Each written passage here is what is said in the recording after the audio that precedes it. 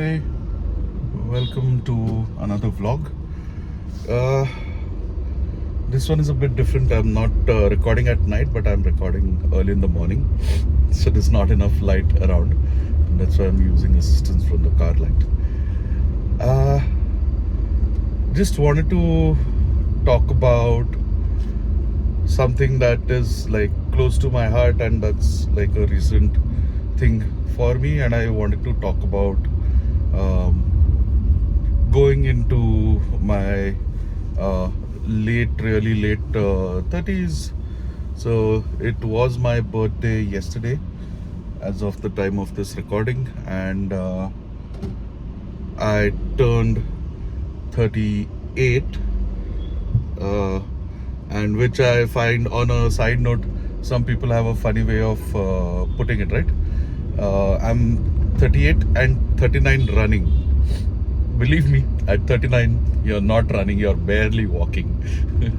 So yeah, so I turned 38 and just felt like an old person and wanted to reflect on life at 38 and just generally talk about getting really old.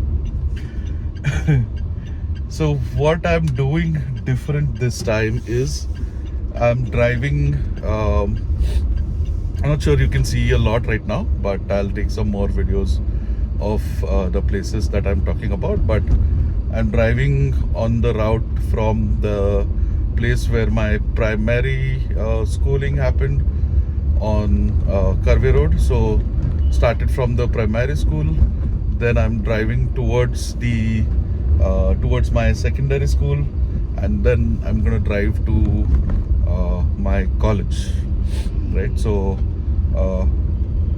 it was called Karnataka High School initially, and then Kalmadi Shamrao High School is what it's called right now. So I started, and you must have seen the small snippet of the primary school first. So I started there, and now I'm on my way heading to the secondary school. So what all has happened in life so far? Quite a lot, right? You went from a place where you were a shy, very silent kind of kid to being semi-talkative in class, in school, in my secondary school, and then being very outspoken and very candid in my college days. I think I really opened up in my college days. Is this visible? Yes, this is better. So I was very talkative and very social in my college life. A lot of credit for that goes to a couple of my friends, one of whom sort of piqued my curiosity or interest for language, which anyway was there. It just needed some sort of impetus, some sort of a push. So this guy, whose nickname was Bandya, really piqued my curiosity for Marathi, and I then on I was also learning French as part of my junior college. So I learned French for 2 years, and that is when it really took off. And I have my professor who taught me French to thank for that, Atre sir. So Atre sir has been a huge influence on my language journey, on just my curiosity for languages and how they work. Obviously he taught me French, but he also taught a lot of things that sort of have stayed with me through life. For example, the best way to practice your numbers is when you're roaming around and you see a vehicle registration license plate, just say that number in French and you'll learn French. I haven't forgotten my French numbers, although I might have forgotten some verbs and some nouns, but I haven't forgotten the numbers. So that was the journey, right? So from being timid to being very outspoken and being very social and fun and enjoying the drama club enjoying performing, and then also taking that to my other avenues where I was going for coaching. We used to have celebrations there, annual functions, so I was part of those. And then on, it has never stopped. Everywhere I go, I'm part of the annual function, right down to my office events. Even like the latest one in 23, I was part of the organizing committee, so that is still true.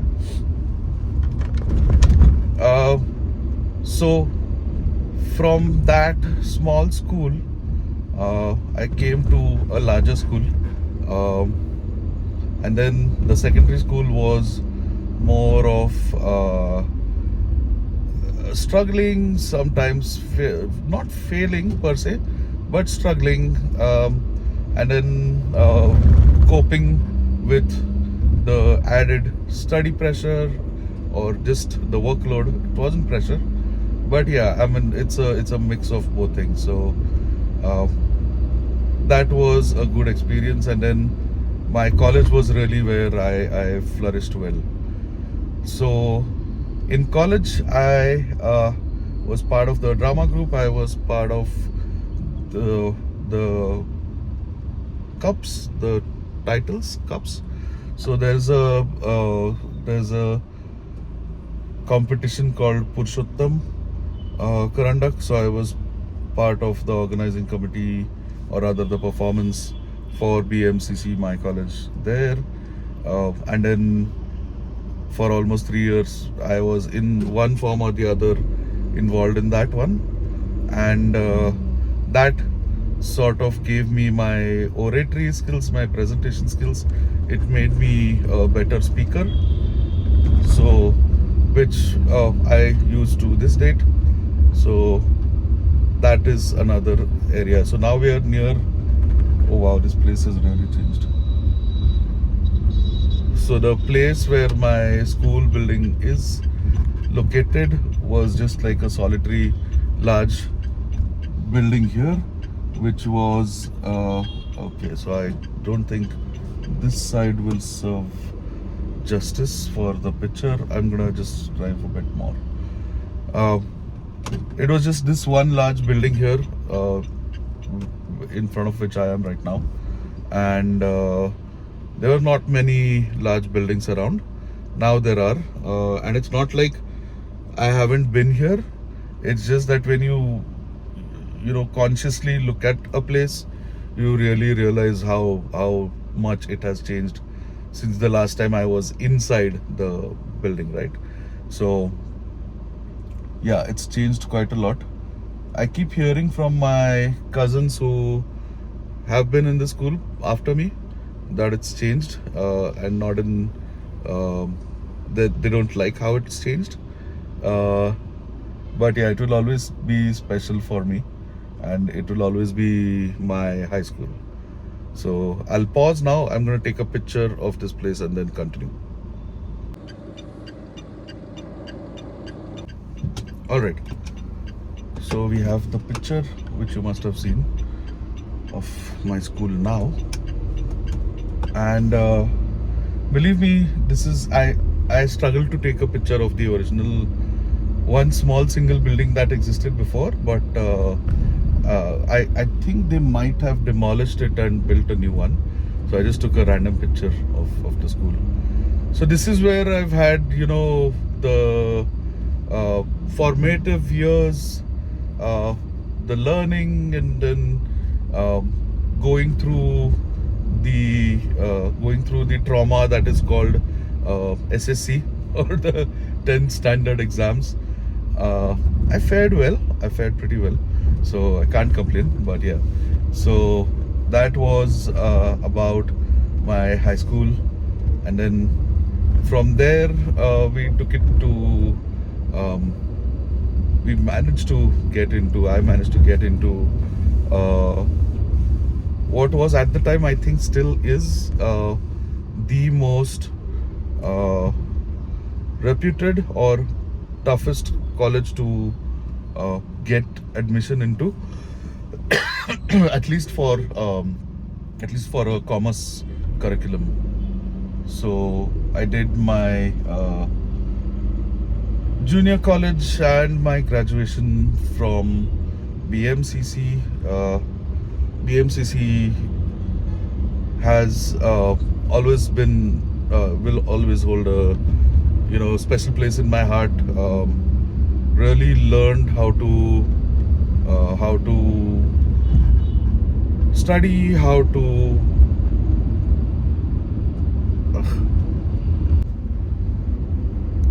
learn skills that are required for the world of jobs, for the working world, so to say. And also partly because that was where I had already started working, and that was also where I sort of got my grassroots basic training, work training, so to say, and started building the work ethic and way of doing things. So yeah, so now we're on the way to BMCC.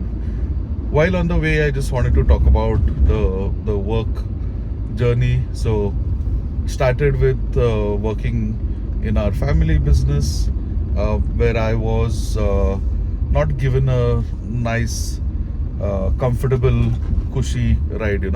I was made to work from the ground up, and I totally love that, and I appreciate that I was made to do that, because it really builds character if you do grassroots tasks, right?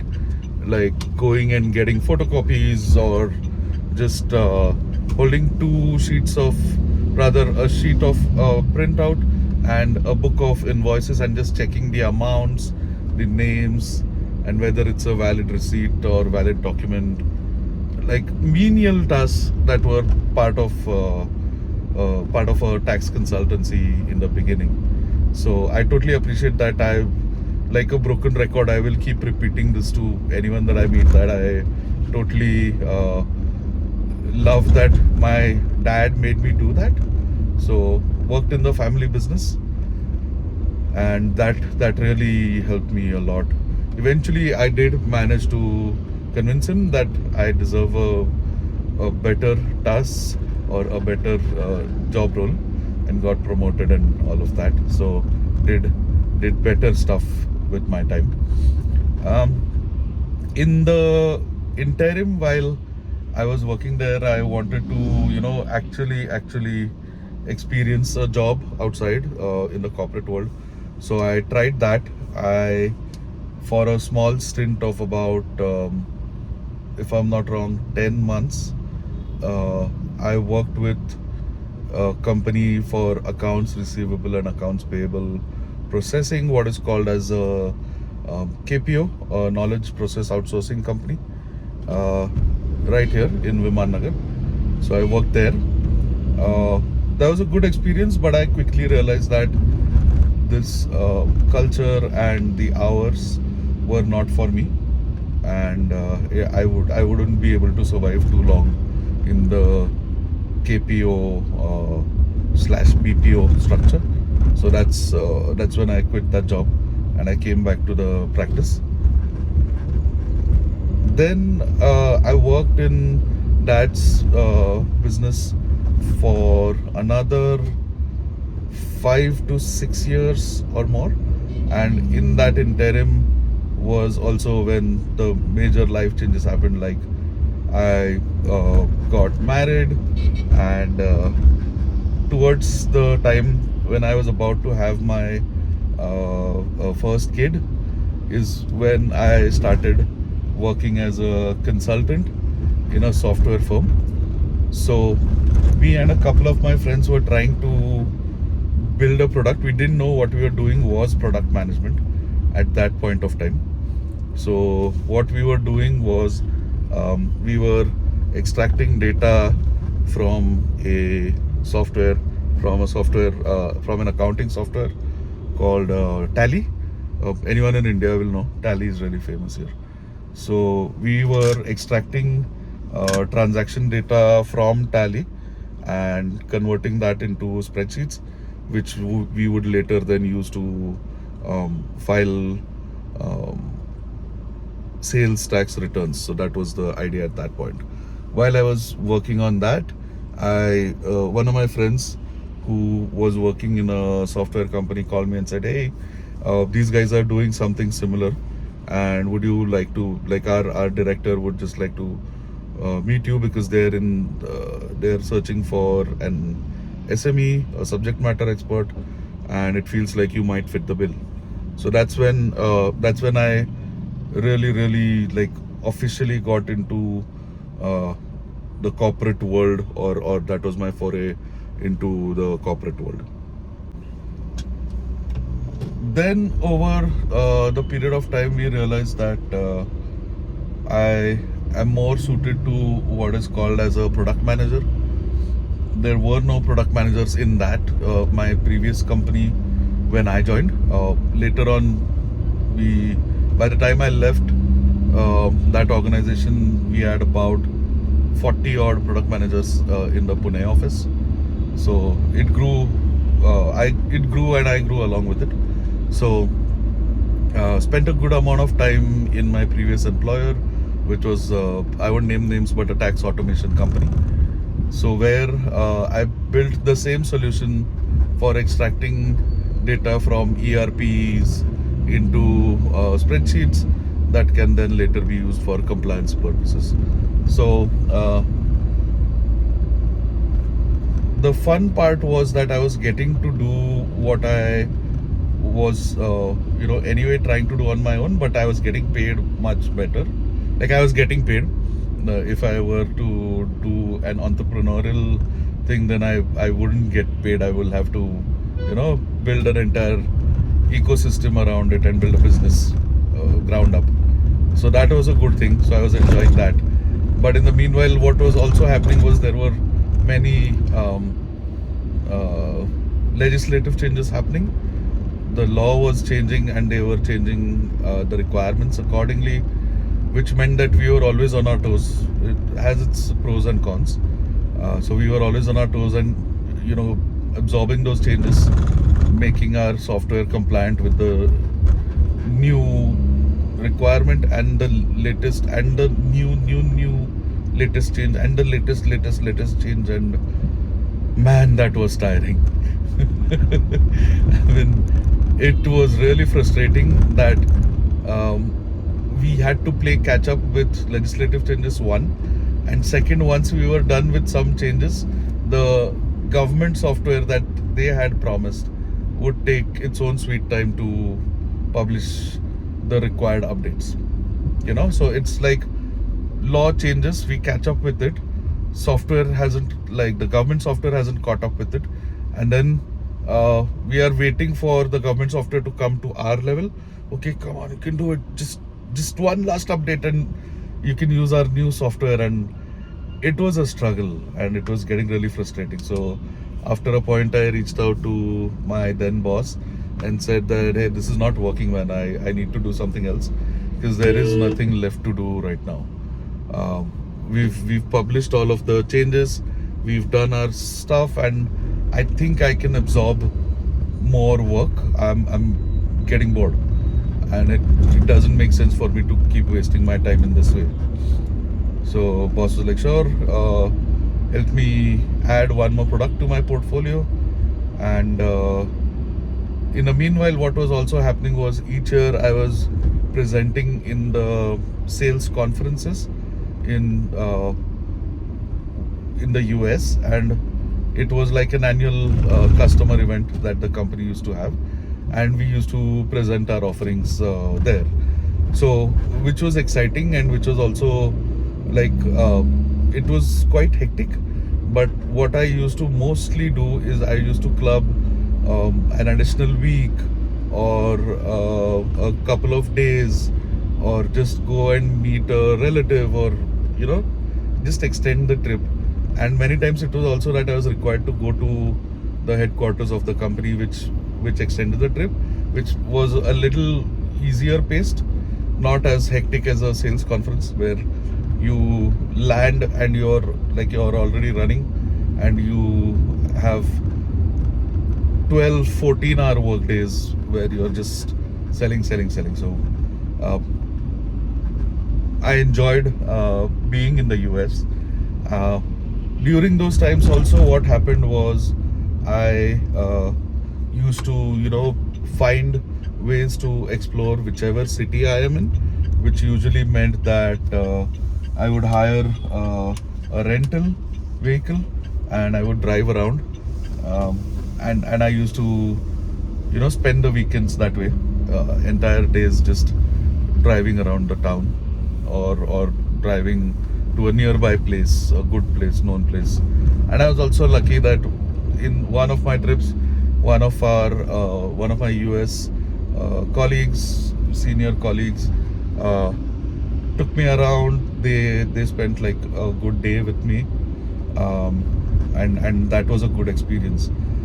So in all of this journey, I kept picturing myself, as I've said in my previous video, that I always aspired to uh, move to a developed nation, or move to a place that is not India, a more developed place than India. So these trips kept adding more knowledge to me, to my brain rather, and they kept adding the urge to, hey, can I just move here? Can I bring my family along? Will we be able to survive here, etc., etc.? So over the years, I kept building this sort of knowledge base, albeit in my brain, but like not a documented one. But just kept building that, and the urge was really strong. So eventually, um, I quit my job in that previous tax automation company for those reasons that I told you, that the law changes and the technology from the government doesn't update equally fast. And then other projects that I did, and it was just more taxation. It was getting really boring and mundane. So I sort of decided not to continue in that domain. So I shifted to, rather I took a hiatus and I shifted to my current job. So here I work in a commerce related field, but it isn't legislation driven. It's more for payments. It is point of sale payments and automation around that. So essentially the swipe machines that you see, or the online payments that you make, that is the part that I handle for this company right now, which is into sort of SaaS structure.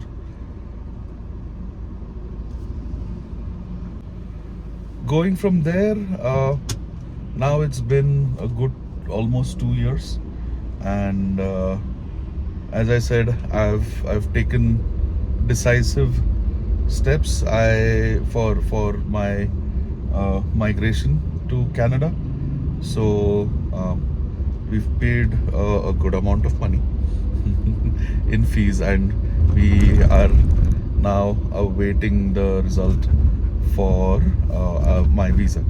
So from the last time that I recorded till now, I've paid a good amount of money, which was like my savings for the last 5 odd years, and I have secured a letter of acceptance from the university of my choice, and we have applied for the visa.